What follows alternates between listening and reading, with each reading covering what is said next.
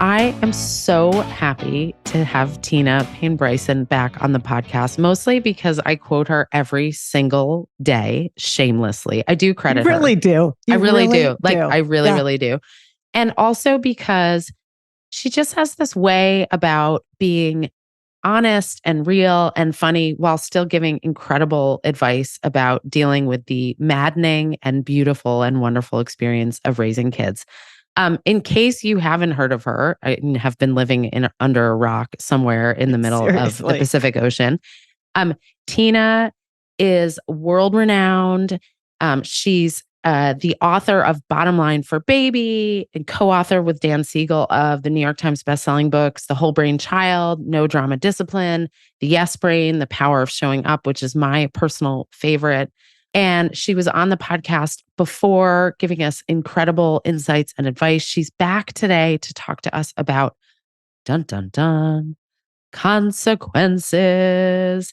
Tina, we are so happy to have you back on the Puberty podcast. I'm so honored to be back. I love talking to both of you. In fact, we always have a hard time even getting to the record part because we're just chatting and hanging out. So let's just keep hanging out, but with an audience in mind. We did have a 10-minute conversation before we press record. And I was like, okay, we have to press record because we're like using up all the good stuff. Not the personal stuff about our families. You were thinking about consequences, Vanessa.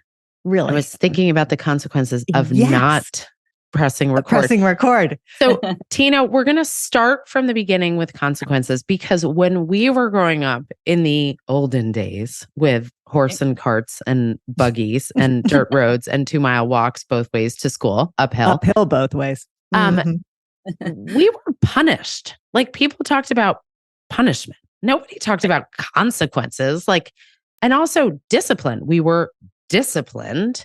But now discipline has sort of a different meaning. So can you explain to us this universe of punishment and consequences and discipline and how they intersect and how they're different and like what words we should no longer be using and what words are considered great and good and helpful?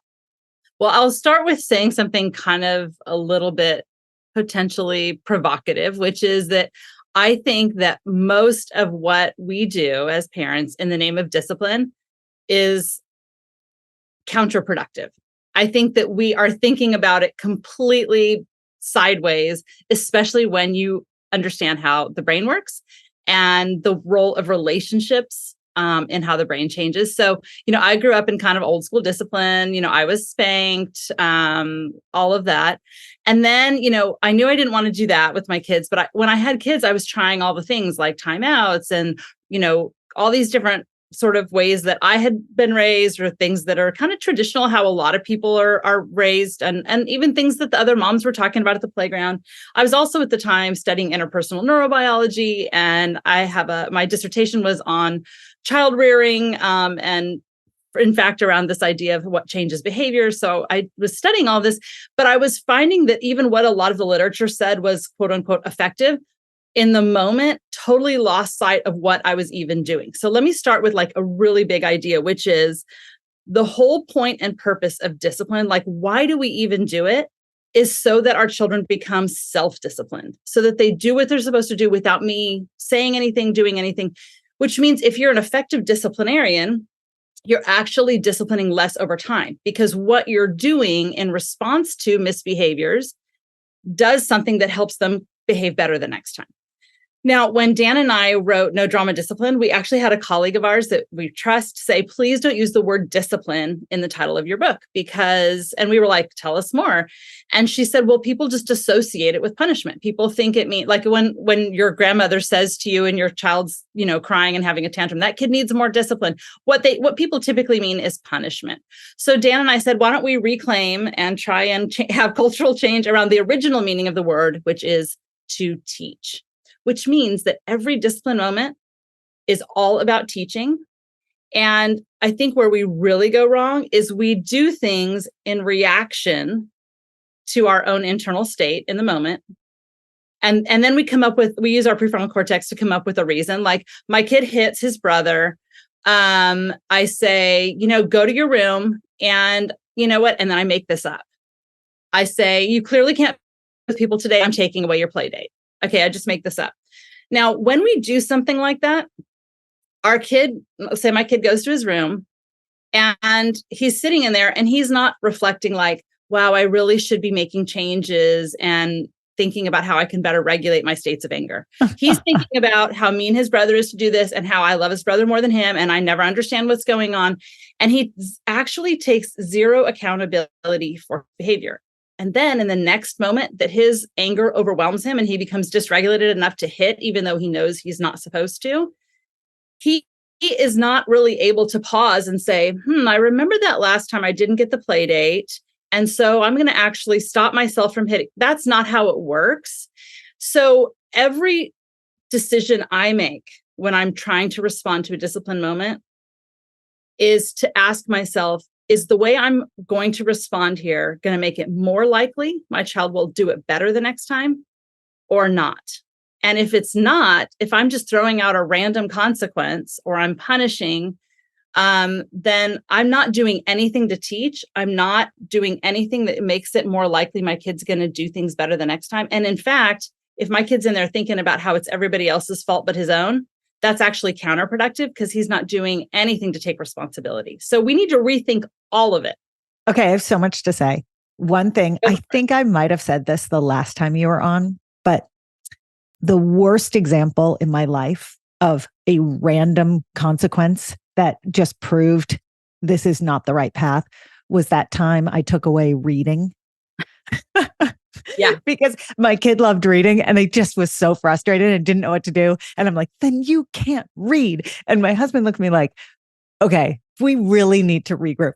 But what's so fascinating about what you're describing, I want to go back to the origin of the word discipline, disciple, right? So it does have a negative context right now in our society, but really its root is incredibly strong and powerful. And when you said self-discipline is the goal, well, self-discipline has a very positive connotation, right? Yep. And so I think what I'm hearing from you, tell me if I'm wrong, is that consequences it's the framing of discipline that helps them go from A to B so that they can replicate whatever lesson you're trying to teach them. It's sort of the notion of if you have a child who's really done something wrong, small or big, but they've done something and you want them to learn from it. By helping hold up a mirror and showing them the consequences, that is a form of discipline that will hopefully lead to self-discipline in the future because they will eventually internalize that the A led to B or A could have led to B. Oh, you left the stove on when you were, cooking your eggs and you just left the flame going and you could have burned down our house, that kind of thing. What's interesting to me though, is that we talk so often on this podcast and we have spoken with you and you have written about brain development and the path through brain development and the ability to make consequential choices. And I'm going to all of these words here. And if discipline comes from disciple, well, consequences and consequential thinking are very connected as well. And we know that most kids, tweens and teens, do not have the innate ability to think consequentially first. It takes their brains longer.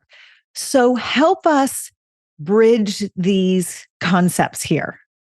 Yeah. Okay. I love what you said. And now I have so much to say. The first thing I would say is that we make a big mistake, and this is based on really outdated animal studies in the 50s, this whole behavioral kind of stuff that's really outdated now, because we make the assumption that every misbehavior is a choice where they have sat and considered and pondered. And a lot of times, especially when we have a flooding of emotion, which happens a lot in the adolescent years, particularly when they're with friends, that when we have this surge of emotion or our nervous systems are in a more reactive kind of threat-based state, we actually can't access our prefrontal cortex or our left logical brain in the same way we can when we're regulated and our brains are fully done developing. So it's kind of interesting because we're in this weird, tricky position where it's like, you would never punish a child for something they couldn't do, right? Like when I talk to teachers, I'm like, would you ever, move the clothespin to the red part of the stoplight if you had a kid with dyslexia who wasn't reading as fast as the rest of the kids? Like teachers would never do that. But when it comes to behavior and emotional development, we do it all the time. We actually punish them for something they can't help. And yet it's a terrible idea to be like, oh, sweetie, your brain's just still developing. It's not your fault. You can do whatever you want to do. That's a terrible, terrible approach. So, okay. So what we know is that they are not always making decisions. They're not pausing and thinking about all their options. They're not pausing and thinking about consequences. They're living in one of the speech and language therapists that works with me at my center calls it living in the now bubble. They live in the now bubble. They're not really thinking about those things. I'm going to say something even more provocative here. And that is for it, Tina. I am not always going to use consequences. And when I do use them, I'm going to do it in a different way than we typically do them. So here's how I even think about, like, what do I do? How do I respond? In No Drama Discipline, we talk about the 3 discipline questions. So the first question is, why did my child do this? Like, they clearly know this is not okay. So what was going on there? And I think a huge part of discipline on our end is curiosity.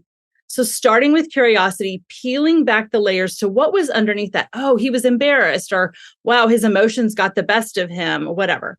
And then I want us to ask the second question: what is the skill, or what is the thing they need to be taught based on that? So, well, actually, why don't y'all give me an example of a tween misbehavior, and then let's walk through. I haven't gotten to the third question yet. Okay.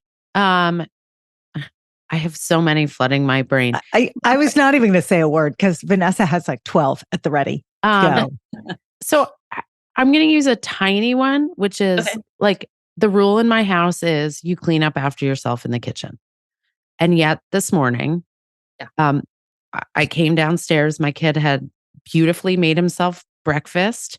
And yet there was a dirty glass of half drunk chocolate milk on the counter and a bottle of chocolate milk sweating down the sides of it on the counter. And my kid was sitting in the family room hanging out on his phone. Mm-hmm. And like, I just saw red, right? I'm like triggered. I was like, this is so disrespectful. I'm like doing 85 things for this kid. I'm so furious. Right. What a selfish jerk, right? Like that's everything that went through my head. Right. What should I have done? I'm not going to share what I did do. Okay. But start Will with you reveal at the end, Vanessa? I may or may not, depending on how embarrassed I feel by Tina's I'm going to give her cues of safety so she'll feel vulnerable to share. Okay, so the first thing is you take that personally, and then what happens is when our kids either are not doing what they're supposed to be doing or doing something they're not supposed to be doing, right? If it's into those 2 categories, it activates fear in us. Like, I think underneath that, you're so disrespectful. Like you're feeling angry, but there's actually fear underneath that. And it's like, if my kid lives this way in the world, they're going to eventually just live in a van down by the river. They're never going to have a partner. They're never going to amount to anything. Like, so we have this fear that leads us to feel really reactive. Plus it feels personal. Like, you clearly think that I have nothing to do. And like, my big thing is like when they take their food to their room and they leave their plate outside their door, I'm like, I didn't realize. No way. I didn't realize. Way. And he's like, I was going to get it. I was going to get it. That was to remind me to bring it back down next time I came out. And I'm like, okay. But it's like, I often am like, who do you think does this? If you don't do it, you're basically saying you do it. So, and they're like, oh, I didn't think about it like that. Right. So it's not personal. It feels personal. All right. So here we're going to walk through the 3 discipline questions. The first question is, why did my kid do this? Okay. So in that moment, your kid might be really stressed about something. He might have probably what happened was he got a text and was like, well, I want to respond to this and I want to send something funny. So it was probably more of an attention distraction thing. And he was like, I'll do it in a minute. And then it took longer. So it was probably distraction or something like that, which we all do and understand. It might have been that he was really tired and just feeling kind of lazy and whatever. So you kind of try and get clear on, why do I think my kid did this? Then the next step is, what is the skill they need to learn? Because I want to, instead of doing something to our kids, like now you can't use the kitchen forever. Now you can't read. Like one time it was the beginning of summer and I was like, you can't go swimming the whole rest of the summer, or you can't go to grandma's house, even though I have a dentist appointment and I need you to go to, like we all throw out these ridiculous consequences, but we really want to ask like, what is this skill? So maybe in this case, we'll just choose that it was probably a distraction thing. That maybe the skill we want to think about is like paying attention to responsibilities and prioritizing what's important or something like that. Because I want to stop you there and just say, as you were framing this, the first thought that went through my mind is, well, isn't that excusing the behavior? But it's not. You're just framing the behavior, right? Just framing the behavior, right? And what if they say, Tina, yeah, I'll do it later. Don't worry, I'll do it later. Every thank you note ever, right? Everything ever in the last 20 years of parenting. So I'm just going to add 2 wrinkles, which you can choose to answer now or later, which is, do you allow them to, do it later, knowing that there's a really high chance that they're not going to do it later and you're only going to get more angry, but they're learning about that journey of putting stuff off? Or do you require them to take care of it now to prevent yourself from losing your mind with that kid? Like, where is the journey of autonomy versus sort of like setting clear parameters? And we'll get deeper in that. You get to decide. You're the grown-up in charge. And I know that sometimes when I don't set a boundary early enough, or I don't make a requirement early enough, and my anger starts building, then I freak out. That's bad for everybody. So sometimes it's better to do that. So what you can say, and I love Ross Greene's work. And one of the phrases I learned from him that I use all the time is, hey, I know that stuff needs to be put away right now. So this is not Ross Greene, this is me. What's your plan? Okay. So one of the things I want to be doing when I'm thinking about skill building. That should be your next book. What's your plan? What's your plan? Wait, by the way, Tina, my kids now mock me when they're like, I don't even have to utter a word. I take a breath and look at them in a certain way. And they're like, are you going to ask me what my plan is for taking care of my stuff this weekend? Yeah. But I keep going. I'm not saying that because I don't agree with it. I'm just saying it because it's gotten into their heads in another way to examine the plan. Okay, so you're like... The reason we ask that, though, reason we ask, what's your plan? And the reason also, and I would love to talk about how I handle like bigger discipline issues, like bigger things too. Oh, I got good examples for that too. Is that we really want to place part of the burden of figuring it out and solving it on them. Because every time they have to come up with a plan. Every time if you're like, what you did was a major violation, I have big concerns, or even little things. How are you going to handle this? How are you going to make things right? How is this going to work? They have to use their prefrontal cortex. They're getting reps, repeated experiences. We're building their brain. But can I derail us for a second and ask, in the current mental health climate where a lot of kids are really struggling and where parents are really stressed about their kids struggling, how much of exactly what you just described, placing a little bit of the burden on them, how much of that is okay when you're worried about their mental health, as opposed to when they're doing just fine and this is just, capital A, annoying? Well, I think it's a reflective conversation. I mean, it's a partnership. It's a conversation where you have to judge that at the moment. There might be days where you're like, I'm not even going to have this conversation with my kid because we have like 16 conversations nested right now. I have to get back to the other thing, but I want to say this first, which is, if the whole point and purpose of us doing any kind of discipline is for them to learn and build skills, then they have to be in a state of mind at that moment. There you go. Yeah. For them to be able to learn. The brain is either in a receptive state where it's ready to learn, or it's in a reactive state where the learning circuitry is not on. They're really much more in a survive state. And so you have to judge that in the moment. And sometimes the moment itself is the worst time to do it. So that's really one of the discipline questions too, which is that third one is, what is the most effective way to teach what I want them to learn? And that includes asking the questions, is my child ready to listen and learn right now? And am I regulated enough to teach effectively? Mm-hmm.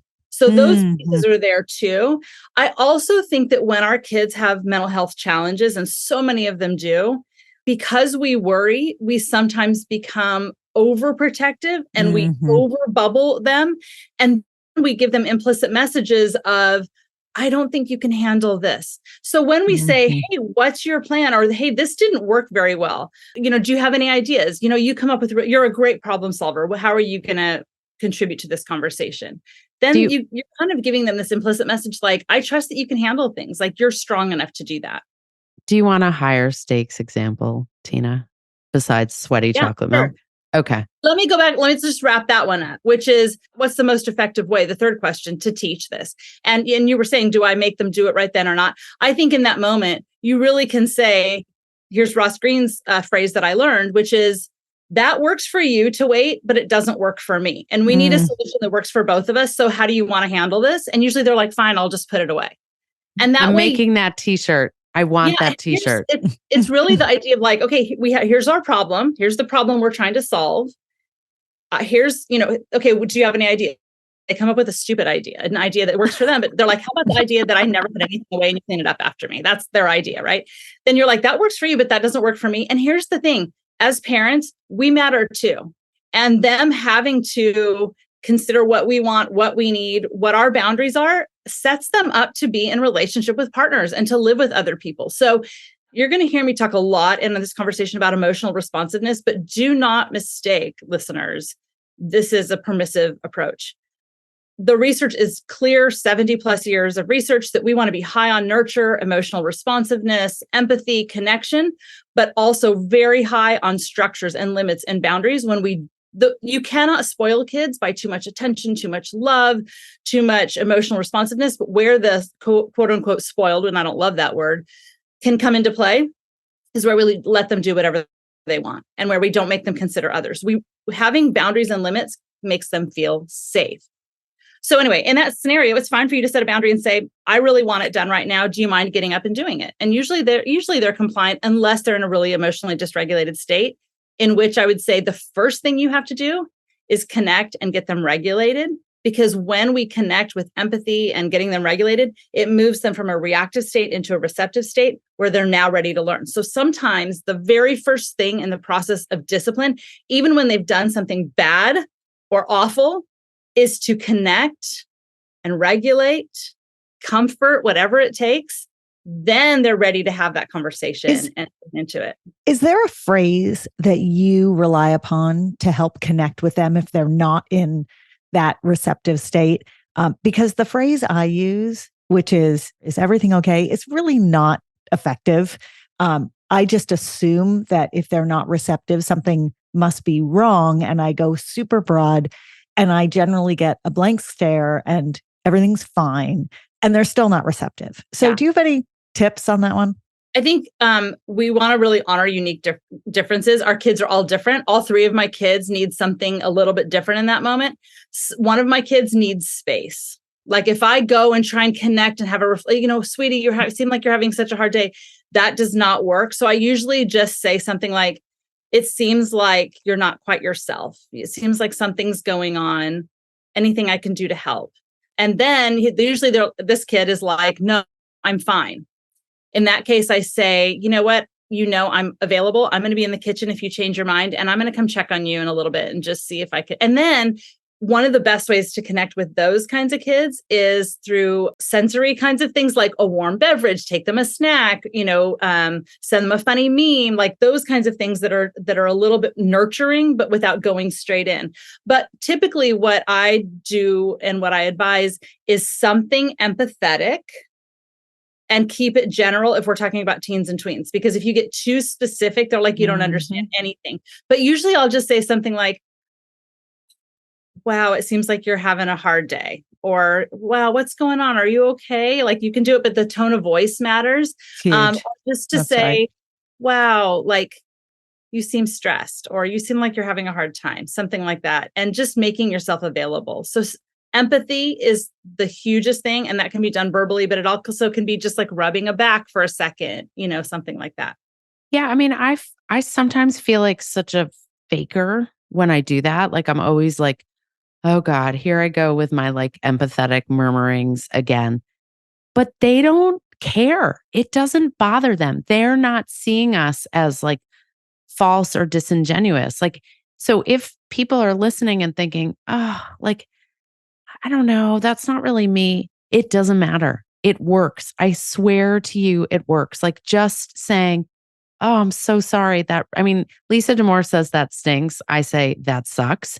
You know, you do you and whatever language happens in your house. But like, yeah, I mean, it's so funny, Tina. I have one kid at my house who 80% of our communication are memes sent back and forth to each other via Instagram, Yeah. DM, depending on what the mood of the day is and his level of stress or happiness or whatever is going on. And it's like so effective because sometimes it gives him a chance to be like, yes, that's exactly how I'm feeling right now. Although I'm just going to chime in and say, I have a kid who sometimes when I send those memes or a text about whatever, I get a heart, which makes my day.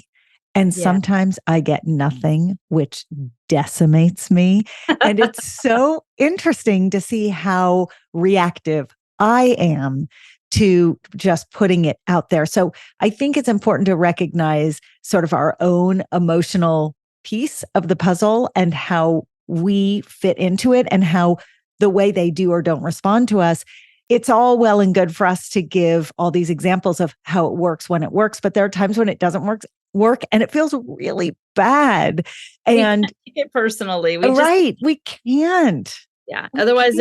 Otherwise our emotions are kind of held at the mercy of whether or not they are paying, they read your text that, you know, at that time or not. 100%. One other phrase that I love, one of my kids, he's almost never edgy in his tone of voice with me. He's just a really chill kid, but we were packing for a trip he was going on and he was just kind of snipping at me. And I just paused and first grounded myself, you know, like, okay, be the parent you want to be in this moment. I often say that mantra to myself, be the parent you want to be in this moment. Because it's easy to be like, why are you talking to me like that? I'm helping you. Really? Like you pack yourself then, right? Stop being such an asshole. Yeah, exactly. You want to just kind of go at it, right? But I'm like, be the parent you want to be. And so this is unusual for him. So I kind of, you know, I was curious and I wanted to sit in curiosity. And this phrase is so helpful.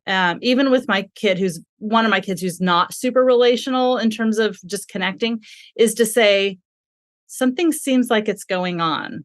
Like it seems like something's off. Like seems like is sort of like, I'm guessing, but you're you know, and I'm kind of wading into it. Seems like something's going on. What's up? And then he was like, I'm really stressed. And he, you know, talked about, and I said, do you want to talk about it? And he was like, no. And I was like, okay, I'll be in the kitchen if you change your mind. And, you know, that kind of thing. And then do you say to him, Tina, like, and by the way, like, I know it's not about me, but I don't appreciate it when you speak to me that way. Or do you just leave that be? So two things to think about. The first is this kid rarely ever talks to me that way. So I know that came out of stress. And sometimes, and I do that sometimes, and I don't mean anything by it. So in this I do that like 90% of the time. So if you only do it sometimes, you're winning here. In this circumstance, I let it go, because when he's not stressed, he doesn't do that. And I'm not worried about that. That is not a skill I think he needs to build, right? I go back to teaching. Is this a skill my kid needs to build? No, he doesn't need to build. This was just an off moment. But I will say, like, and I advise this for parents, even with really little kids, but it works especially well for teenagers, is like, let's say your kid's just verbally being abusive. They're just coming at you and they're saying they're just, you know, going at, and they just really know how to pinpoint the most painful Totally. things to say. Really, you know, and there's no exact one perfect response. So two ways you can go here. And I think it just depends on what feels right to you in the moment. One is to say, my kid is dysregulated right now. They are having an emotional storm, and I'm not going to join the storm. I'm going to be the eye of the storm. And I'm going to just be like, wow, you seem like you're really, really angry right now, or you're having a really hard time. And I'm here with you while you're angry. I will listen. And you get your kid regulated again with empathy and connection. Then when they're regulated again, they're ready to learn. So you're ready to teach and build skills, is to say, when you talk to me that way, it's really disrespectful. It makes me angry. I feel really frustrated. And you can really talk about how it impacts you and say, it's totally fine to be angry, even angry at me, but it's not okay to talk to me that way. So I really want you to spend some time thinking about, what can you do? And you might even say with your kid, like, do you have any ideas, right? Get them to participating in what it is.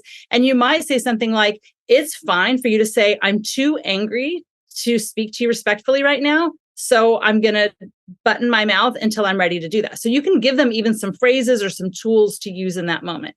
The other thing you can do is to say, stop. I can see you're really angry right now, but I don't let anybody talk to me that way. And I really want to hear what you're saying. And what you're saying is really important to me, but I'm not going to stay in a conversation where I'm being treated this way. So either you can shift how you're talking to me and we can continue the conversation, or let's take a break until you're ready to do that. I think that's really a helpful approach too, because you're also setting an example for them not letting people treat them that way too. And you're respecting yourself. But what if you choose a path? You have to stay calm though. You have to stay calm. Okay, so this is exactly where I was going to go. What if you choose either one of those two paths or, a third, maybe less calm path? What if you choose the wrong path? What if you react in a way that as it's happening, you're just really regretting it? I mean, I've done it. And I know everyone has, because we're human. That is such an important question. I'm so glad you took me there, because the truth is we can mess up all the time, and we will. And I think we talked about this in our other episode, talking about the 4 S's, which is when we mess up, the literature shows that it's actually beneficial for our kids that we messed up, as long as we make the repair. So, and the phrases I love to use, and you can hear it's going to roll off my tongue really easily because I've practiced saying them, is to come back later once I'm regulated and grounded again, and come back and say, even if your child is at fault, even if they were the ones. Now, here's how I would suggest not doing it. And I've done it this way too. If I say, I'm really sorry that I yelled at you and that I said those things, but if you had not been attacking me like that, that wouldn't have happened. If I blame my child in my apology, what I'm teaching them is, you know what? Like, I want my kids to be responsible for their own behavior, no matter what anybody else does, which means we have to model that, because the two ways children learn, and we're talking about skill building and learning here, is by what's modeled for them and by practicing doing it themselves. So what I'm going to say in that moment is, I got really angry and I did not handle that the way I would have liked to have handled it. I'm so sorry. Will you forgive me? And I might even ask for a do-over. So yes, just make the repair. And even if it's a week later and you're like, I'm still thinking about that, and I really wish I hadn't said what I said. I mean, sometimes, parents confess to me some of the things, and I've certainly done this too, saying things that are really hurtful to our children. And especially when our kids throw hurtful zingers at us, it's easy to quip back with the same kinds of things. But I think it's so important that we stay as regulated as we can. We can talk about some strategies for how to do that. But if we don't, that's the time to go back and model how to make an apology.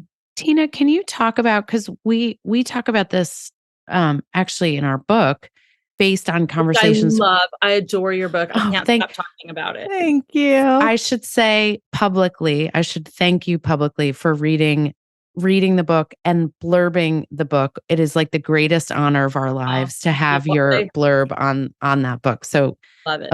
Thank you. Love it. We feel it anecdotally, and the research supports that it's actually in the repair. It's more in the repair than it is in having done something right the first time, where the power of connection lives. Can you talk about why? I mean, it's phenomenal, and it's like my touchstone because I screw up all the time, but I've gotten so good at the repair. Yeah. Why is that? Well, the first thing it does is it actually first tells our kids, I'm not perfect and I don't expect you to be, right? So if we were perfect all the time and they were human and messed up, they would feel really terrible about themselves. So we're actually helping their self-esteem by being jerks ourselves sometimes. Great. I'm really building good self-esteem then. Yes. It builds what I would call relational resilience through conflict. So what I mean by that is, if we have conflict with our child and then we go and make repair with them, what they come to experience, like the way resilience is built is by dealing with difficult things with enough support and coming through well on the other side, right? So we're giving them practice sitting in the messiness and discomfort of conflict that is inevitable in any relationship that is a real relationship, right? Where we're really ourselves. So our kids are like, wow, she was so mean there. Wow, she really like freaked out and lost it. I don't like how this feels. I'm so mad at her, or whatever it is. And they're sitting in all those uncomfortable feelings that come with conflict. But when we repeatedly repair with them, maybe not perfectly, maybe not every time, the brain is a prediction machine. And so it comes to predict, like, this feels terrible, but even if they're not consciously thinking about it, they know, because the brain predicts she's going to come make it right. So then what can happen is they can tolerate sitting in the messiness and discomfort of that without the fear of losing the relationship, without the fear of thinking like, I'm going to be alone forever. And so then we come and make the repair. And I think when there are ruptures like that and we make the repair, it takes us to a place of intimacy with each other, a place of vulnerability. And usually when we have those conversations, we are being vulnerable. Like, I didn't handle that well. And we're being vulnerable in a way with them that makes them feel close to us. So I think those are some of the pieces here. I'm surprising myself by asking you this question, but I want to ask, what happens when there are two adults in the situation and one throws another adult under the bus? And it's kid and adult against other adult. Let's say that's you, who's the outlier adult. Yep. What does that repair look like? Because doesn't that repair require, whether, like, if it's me against, I'm going to use that word, against one of my kids and my husband, in terms of how we all see how something went down. If I'm in the wrong, I feel like the repair, I understand what that repair looks and feels like. But if everyone was in the wrong, I'm not even going to do the scenario where I'm right. Yeah. I often think I'm right, but I'm going to do the scenario where everyone's a little wrong. Yeah. And doesn't that repair require a little bit that your partner or the other adult in the scenario acknowledges the unkindness or the lack of empathy or whatever about how the kid has treated the outlier adult? And how do you get there with that other adult without negotiating it in front of the kid? Yeah, I think that's hopefully the conversation's happening between you and your co-parent, your partner, whether you're married to them or not, it doesn't matter. I mean, this can happen among parents who are co-parenting and not together as well. That may happen. That scenario may happen. But ideally, the two grownups hash it out, right? And say, that felt terrible. It felt like you were triangulating, or you threw me under the bus, and that made me like totally lose authority in my kids' eyes. And that was not cool. I didn't like that. How can we keep from that happening in the future or whatever? And you go and do that. And then really, ideally, the two of you together back with the kid, like the way I would probably now, and I'm making this up as I'm going along, I haven't thought about that question before, but I think what I would say is, let's say I was partly wrong too, but I was thrown under the bus. I would probably then, after I've connected with my partner and say, that didn't feel good, I think we need to, we need to talk about that. Because our kids also don't want that. We don't want that modeled for our kids either in terms of how they do things. So I would say, look, that didn't go well. Like, throw it on the table. Like, that whole scenario was bad in 16 ways. And I want to start by owning my part of this and like what I wish I had done differently, and apologize for my part of this. And then you'd hope that your partner would just say, I threw mama under the bus there, and that wasn't cool. I shouldn't have done that. She and I should have gotten on the same page first and come together. And I really wish I had handled that differently. Like, that's what you're wanting your partner to say. And I think one lesson I've learned over time is that 2-on-1 is really an unfair fight in every direction. And so, at least in my house, when something needs to be dealt with, if my kid had, left the kitchen the way Vanessa's kid left the kitchen this morning, and two of us went and said, you're so this and you're so that, that's a bullying situation. And it doesn't, to circle back to our theme of what's the consequence of how we're intervening, that consequence doesn't feel good to the kid. So often, in my own home, what I've tried to do is avoid the 2-on-1, including when I'm the one. It's easier I think it's better when it's 1-on-1. Yeah, definitely. Tina, I want to go to a more serious infraction. Yeah, you and promised. I want to make sure we get back to the whole idea of whether or not we even use consequences. For this one, you do. Okay. But I don't know. No, go ahead. How to gauge. So let's say theoretically, sometime in the last several years, one of us might have had a child who threw a party in violation of 800 different household rules. Yep. And there was damage to the house in addition to damage to the relationship.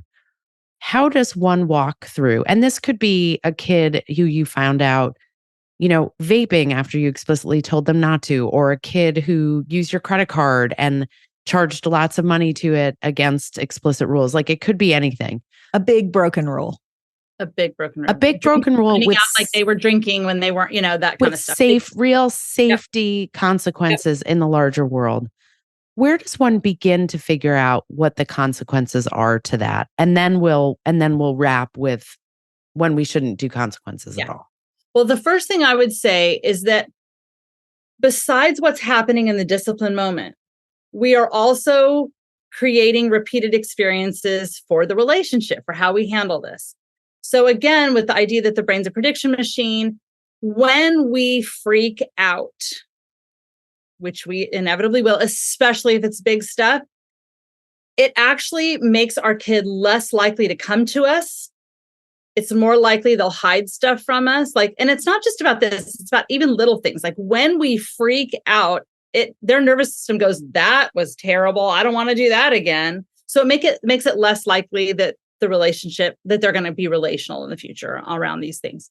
And they're going to hide things from us and not come to us when the stakes are high. So and I've been in this situation, a similar one to what you're describing, and I'll tell you how I handled it because I feel good about how I've handled it. I have a lot of situations that I didn't feel good about, so those aren't as helpful because everyone knows how to do bad things. Okay. So the first thing I did was, for my child's protection, I won't go into the details, but it was similar, big safety, big violation kinds of things. The first thing I did was my husband and I tried to get on the same page. And the first thing I had to make sure was that I wasn't going to freak out. If I start screaming and yelling, we're not going to get anywhere. I'm not going to do any kind of teaching or discipling. So I say to my child, I really need to think about how I want to respond to this. I'm not ready to have this conversation with you yet. That's what Vanessa did. Good job. Yeah, because I had you on the podcast, Tina, and I, by osmosis, absorbed some of your wisdom to handle that situation. It was very well played. Let's see if you got the next step right, Vanessa. So you wait, and that gives you time to regulate it and to really get back to these principles of okay, my child, why did they do that? Okay, impulse control. They're teenagers that are seeking dopamine. Their dopamine levels are low anyway in adolescence. So they want bigger dopamine hits. So they do more risk taking. I understand that about the brain. It's still not okay. We don't excuse that.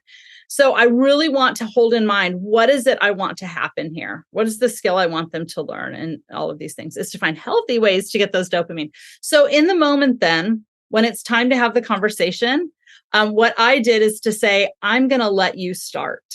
And I'm quiet.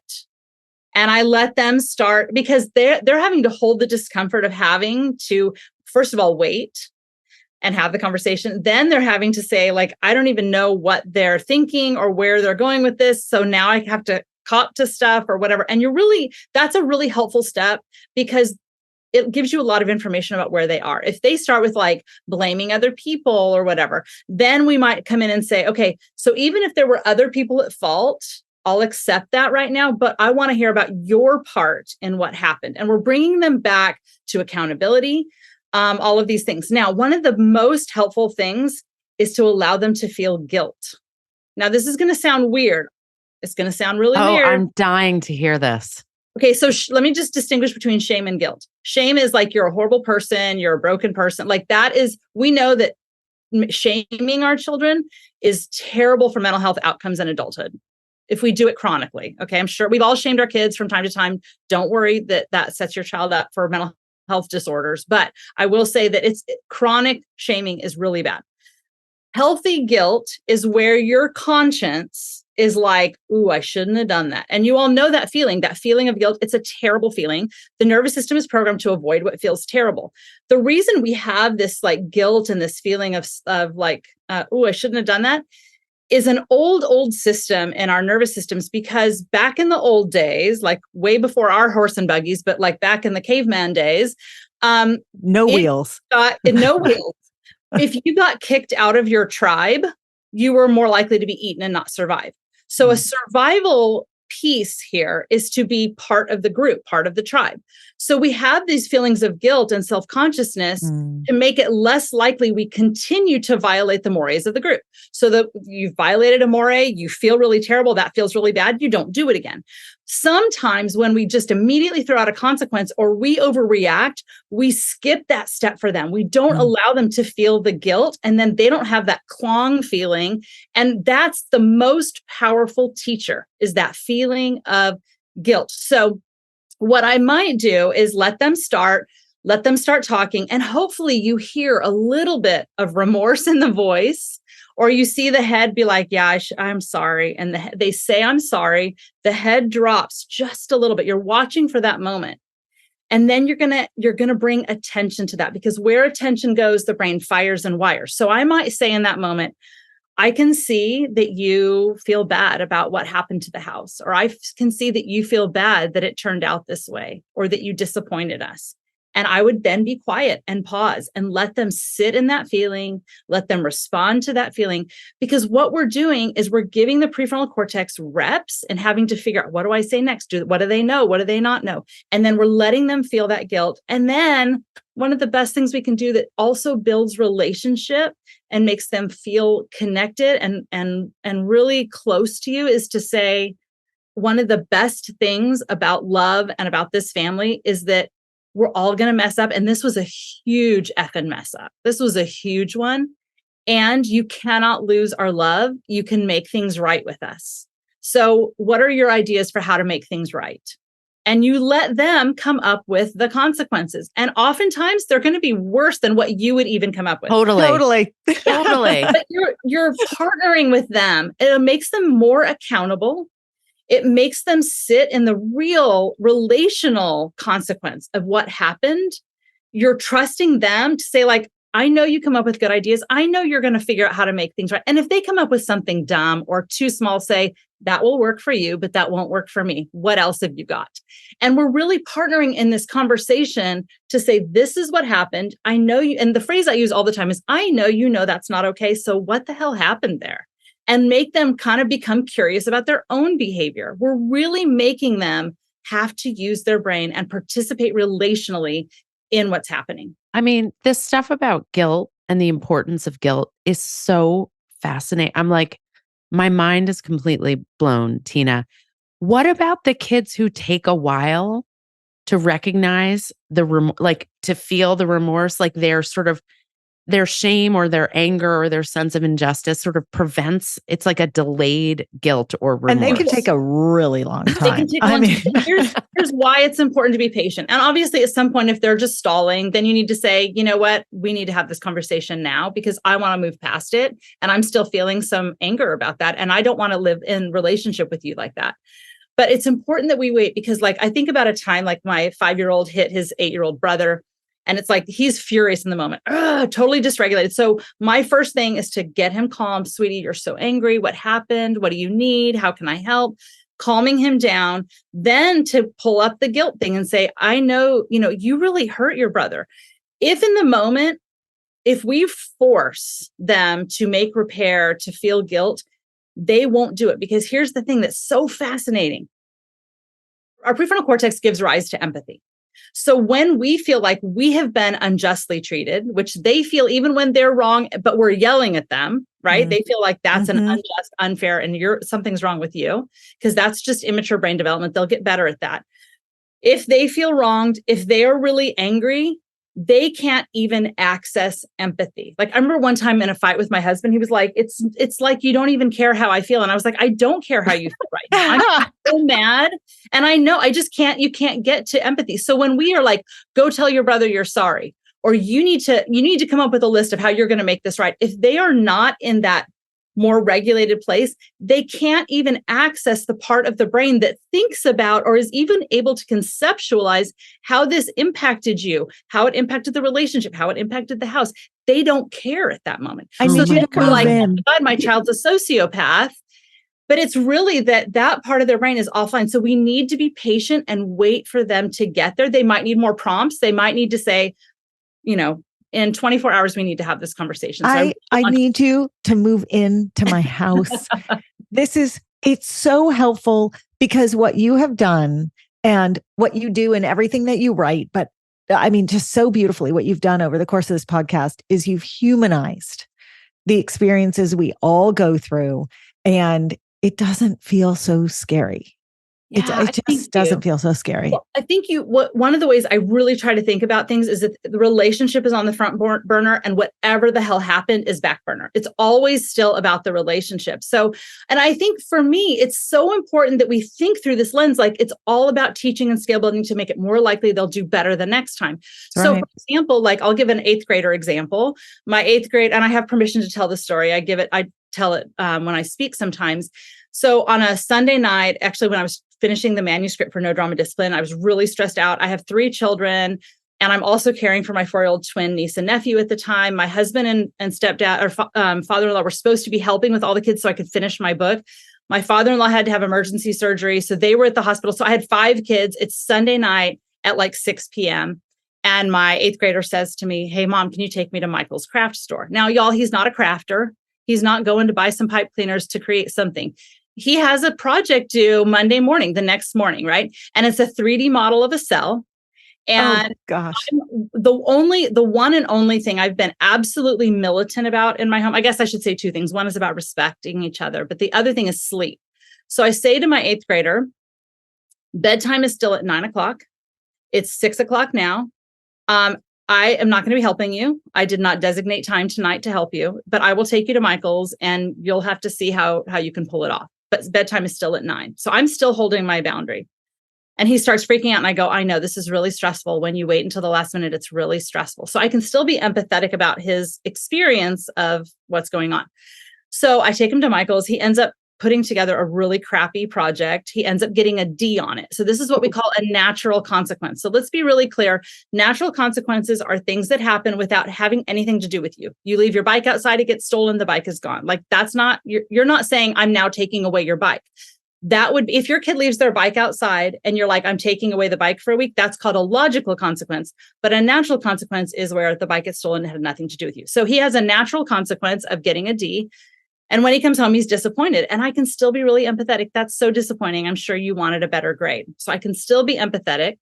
He's now gotten like a repeated experience, like lifting weights. My muscles get stronger. Same thing with here. He gets a rep of, well, it didn't work to wait until the last minute. So I'm furious though. I'm yelling at him. I'm like, "You're so disrespectful of my time. You waited until the last minute. You played football with your buddies all weekend."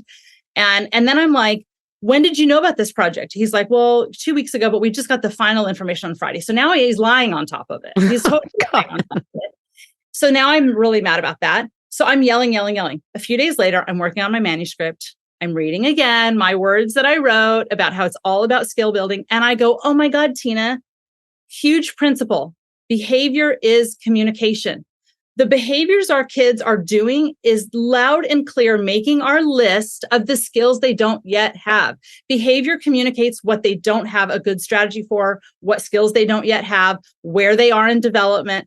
So basically my kid's behavior was saying, "Hey, Mom, all those executive function skills that I don't have yet because I'm an 8th grade boy, I don't have those. I didn't plan ahead. I didn't think about my materials. I didn't think about your time. I used delayed gratification because I want to be with my friends. I don't care about school." All of those things are communicated to me. So instead of doing something to him, like now you can't go out next weekend you're staying home and you're studying. Instead of throwing out a logical consequence, instead of doing something to him that's not going to help him build any skills for executive function to prevent this in the future, I'm going to do something for him, because my job as a disciplinarian is to build skills so that he has the ability to be self-disciplined about this in the future. Now, part 1, I know part of that is brain development, and executive function takes a long time. So I'm going to wait. I have to trust development, but I'm not going to just wait.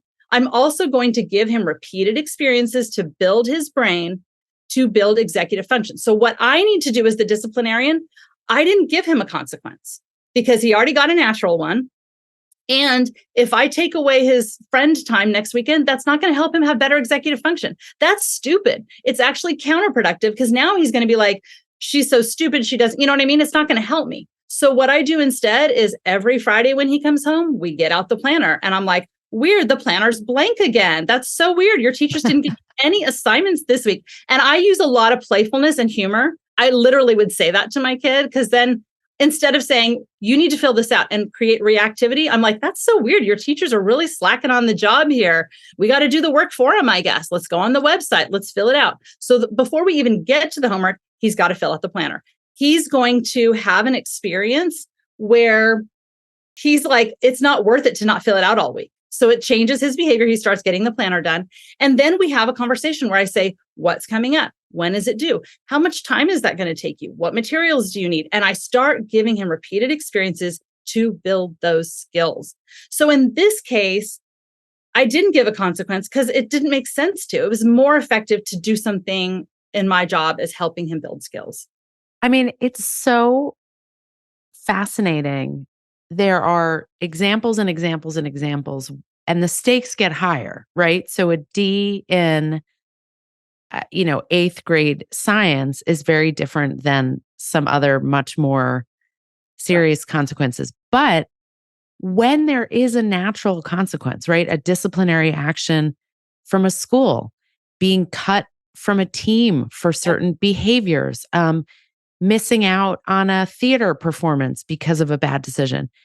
That debate about how do we handle it from a disciplinary perspective as a parent is really, really complicated. And I love the idea of putting the relationship first, presenting with empathy.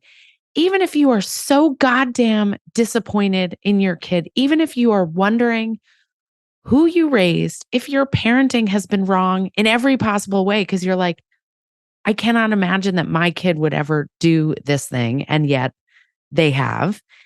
And so it's really, really, really fascinating to think about when there's natural consequences that we don't actually need to do anything except sit there with our kid in that consequence. And the way that we do consequences matters. Like if we're like, let's say my kid's on his phone instead of doing his homework, instead of being like, I'm taking your phone away, you can't have your phone for a week. It's so much better to go into the room and say, and this is a consequence, to say, I can see, because I'm working from a teaching skill building perspective, to say to my kid, and this helps me, I'm saying it out loud for myself too. I can see that it's too tempting to have your phone with you when you're doing your homework. So I'm going to hold on to your phone during homework times until you have that skill. Right. So it's also, that's a much more respectful way to do it as opposed to like power and control. So I just really think that if we give consequences, we really want to think about, is it really toward the goal of helping them build this skill so this behavior is less likely over time? It's a radical idea, but if we can really hold teaching and skill building in mind, keeping ourselves regulated, getting ourselves kids regulated so everybody's ready to be an effective teacher and an effective learner, just those ideas can be absolutely transformative. And I'll say this is one of the things I really hold on to, and this also harkens back to our Power of Showing Up episode that we did together, is that we can say no to a behavior while still saying yes to our child and yes to the relationship and yes to connection. And that's where I can say to my kid, like if you set a boundary, you're like, you can't go to the movie that all your other friends are going to because it's not appropriate for kids your age. And I'm the only parent saying that. And I know you're furious with me, right? So the kid's mad. You're the worst. You're so, you're so freaked out about everything, whatever they come at you, is to just say, I know it's really hard to be feeling like that you're left out and it's okay to be mad at me. I'm right here. I'm right here while you're angry. So we can even hold the boundary and say no to a behavior, even while still connecting with our child. Oh, Tina, I just love you so much. I love you too.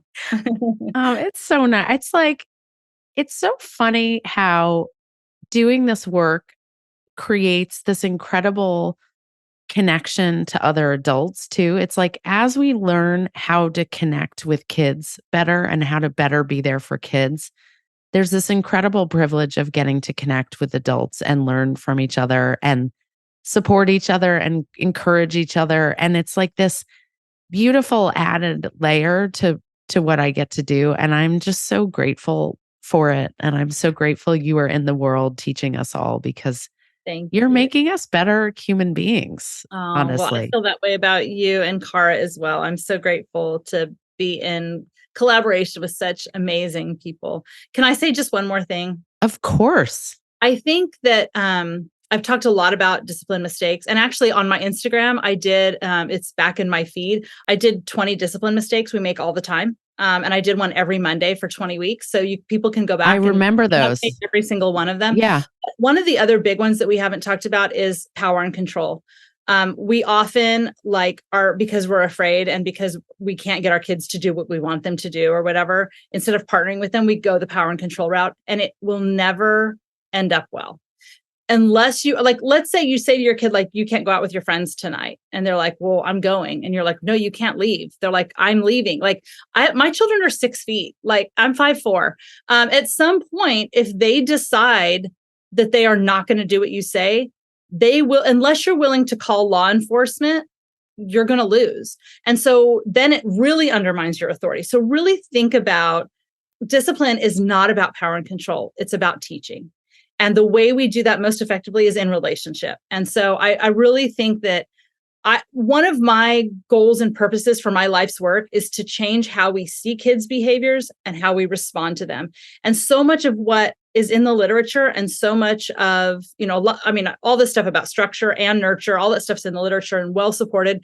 But I will say, lots of mental health therapists and parents and teachers and just people in the world are still really stuck in outdated ways of thinking about, you just have to teach them who's boss, and you got to make them afraid of you. And it's all about punishment. It's just, when you really understand the brain and you understand, all these things we're talking about are all brain building ways that also build relationship, and it elicits cooperation and compliance as well. It's effective. I'm all about what works. If this was just warm fuzzy, this just feels good to have a reflective dialogue with my kid. No, it's effective. It works. And so anyway, I think that's just really helpful to hold in mind as well. Thank you so much. We are so grateful to have you on. And of course, you need to come back again, because Always. It's not the Puberty podcast without Tina. Thank you, Tina. Thank you for spending this time with us. Thanks for having me. We absolutely love hearing your feedback and getting all your questions. So anytime you want to be in touch, email us at thepubertypodcast@gmail.com. If you're looking for great puberty products like the shorts or the socks or the bra, you get the theme there, go to myumla.com.